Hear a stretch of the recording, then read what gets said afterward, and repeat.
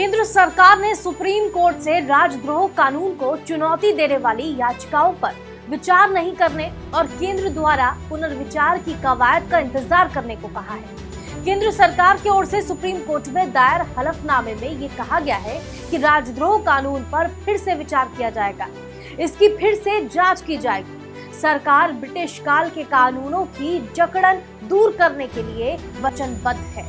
इसके लिए लगातार प्रयास किए जा रहे हैं, लेकिन देश की अखंडता को बनाए रखना भी जरूरी है। सभी परिस्थितियों को देखते हुए निर्णय लिया जाएगा।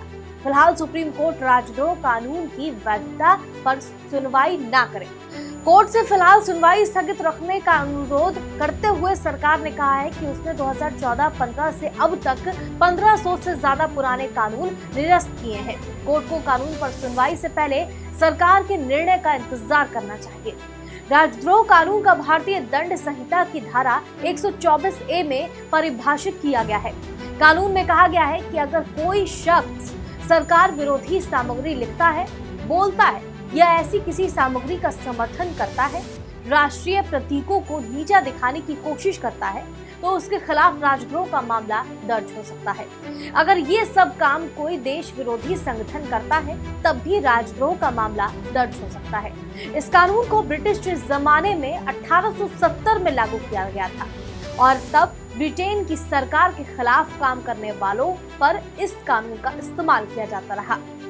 राजद्रोह गैर जमानती अपराध है और अपराध की प्रवृत्ति के हिसाब से इसमें 3 साल से लेकर उम्र कैद तक की सजा का प्रावधान है। इसके अलावा इस कानून में जुर्माने का भी प्रावधान है। 2 दिन पहले केंद्र सरकार ने राजद्रोह कानून यानी आईपीसी की धारा 124A जैसे दंडात्मक कानून का बचाव किया था।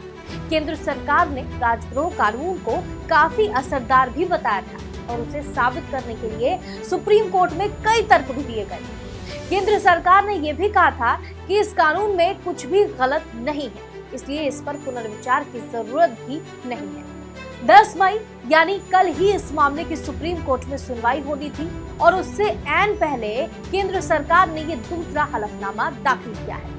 10 मई को होने वाली सुनवाई में सुप्रीम कोर्ट को यह तय करना है कि मामला 5 जजों की बेंच को भेजा जाए या फिर 7 जजों की बेंच को।